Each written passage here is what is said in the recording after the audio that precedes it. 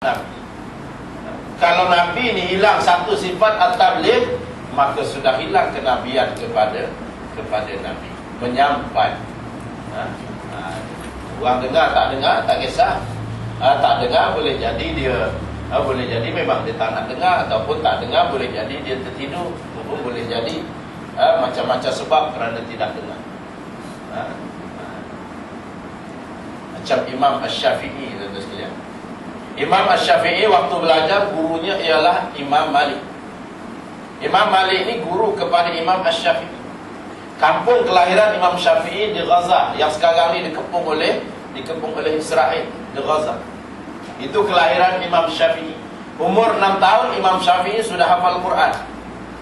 Umur 9 tahun sudah hafal Muwatta Imam Malik. 6 tahun hafal Quran, 9 tahun hafal Muwatta Imam Malik. Imam Syafi'i waktu belajar dia suka duduk di belakang-belakang. Dia payah nak ke depan, ni payah belakang. Kata tuan lah, di belakang-belakang. Dan waktu dia belajar, Imam Syafi'i ini biasa dia tunduk.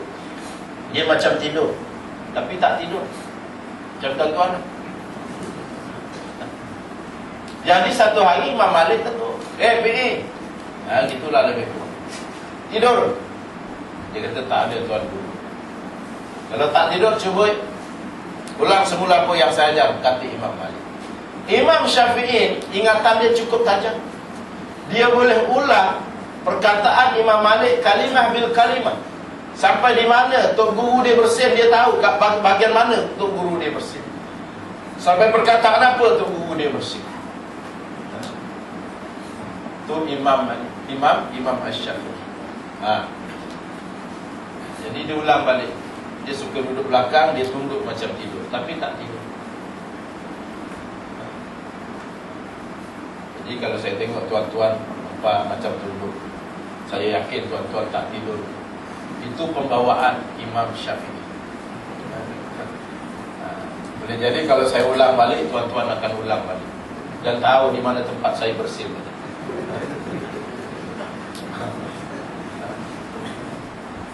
Baik. Itu nak sebut tentang ilmu. Maka para hadirin dan kasih sekalian, akhirnya Nabi yang pergi berceramah di Antakya. Semua orang takut nak menuntut ilmu, semua orang takut nak dengar kuliah Nabi. Dalam semua orang yang takut, tiba-tiba seorang yang berani. Siapa dia? Waja'a min aqsal madinati rajulun yas'a qala ya qaumi ittabi'ul mursalin. Dalam keadaan semua orang takut, tiba-tiba datang seorang lelaki daripada satu kampung, ceruk kampung. Yas'a, sifat dia nak mencari ilmu. Yas'a, sa'i ni berlari-lari anak, bersegera nak mencari ilmu. Sa'i, yas'a, dia berlari nak mencari ilmu. Akhirnya lelaki ni, menurut riwayat baca dalam semua tafsir, seluruh ulama-ulama tafsir sepakat mengatakan panggilan kepada lelaki ni ialah Habibun Najjar. Dia kerja sebagai seorang tukang kayu. Tukang kayu sahaja, tapi dia sanggup nak dengar kuliah Nabi, pengajian Nabi. Dia seorang diri, yang lain semua takut.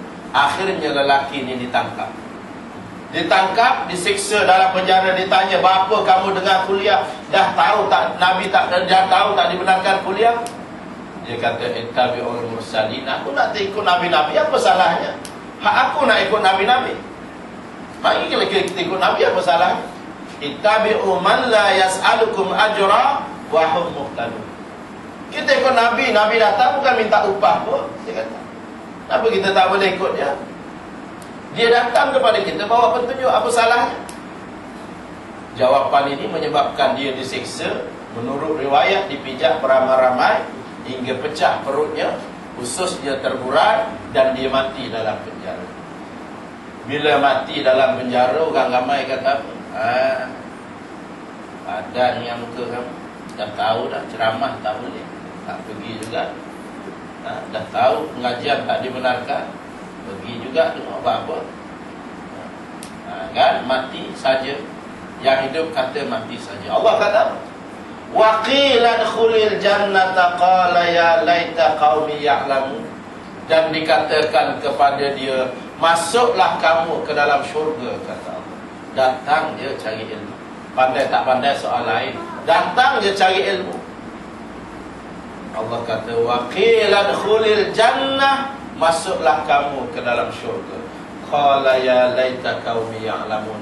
Dia berkata, alangkah baiknya kalau kaumku tahu tentang syurga. Syurga ni tuan-tuan sekalian, Masya Allah. Syurga ni kita kena cari. Kita tak boleh tunggu syurga.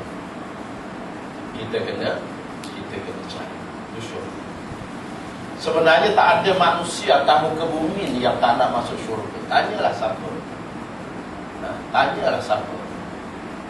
Tu Hindu tadi yang susah payah berjalan ni. Ini masa ni tuan-tuan sekalian, ini dia punya masa sembahyang tahunan dia. Tak lama lagi jalan tutup lah. Bawa kawan dia, bawa berhala dia apa semua. Ni dah Kuala Lumpur dah mula dah ni. Tak lama lagi dia punya urit tiram dia, apa nama dia? Sembahyang tahunan. Urit tiram ke apa nama? Itulah lebih kurang bahasa. Sebab apa? Sebab dia pun rasa dia nak masuk syurga. Lepas tu dia susah payah berjalan daripada Kuala Lumpur, saya tengok sampai Temerloh. Jalan, sepanjang jalan tadi ada je Hindu berjalan. Itu dia punya acara tahunan. Dia nak menyeksakan diri untuk masuk syurga. Itu Hindu. Tanya Kristian pun nak masuk syurga. Itu David Armuga,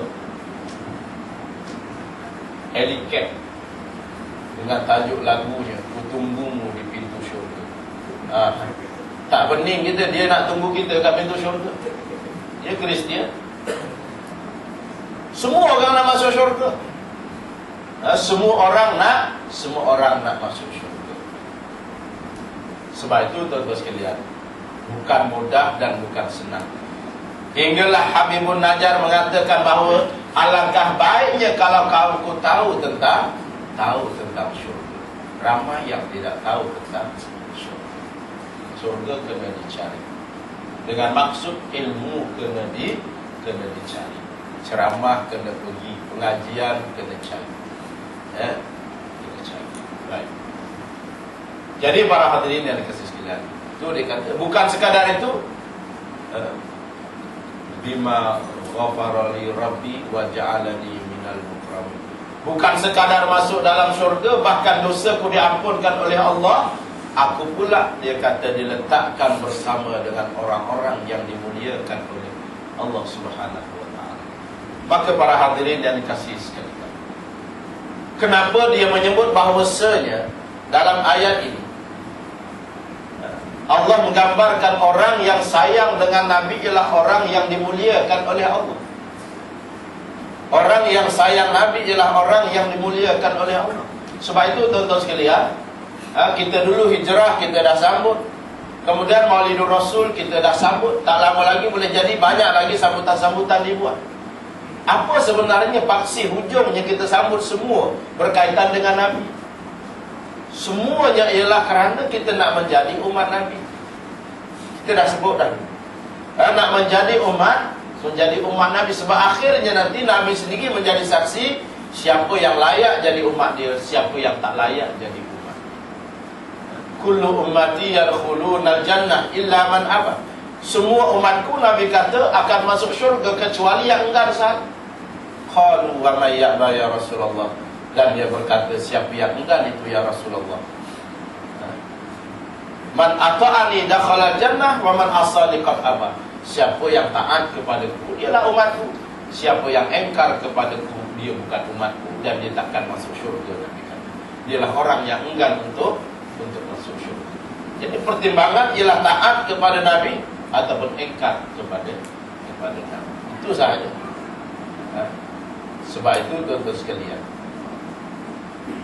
apabila didatangkan Nabi-Nabi dan Rasul-Rasul kepada kita, disebut di dalam hadis kursi, tanggungjawab apabila aku, kata Allah, utuskan kepada kamu Nabi dan Rasul, maka tanggungjawab manusia kepada Nabi ini ialah 4 perkara. Pertama kata Allah ialah hendaklah kamu beriman dengan Nabi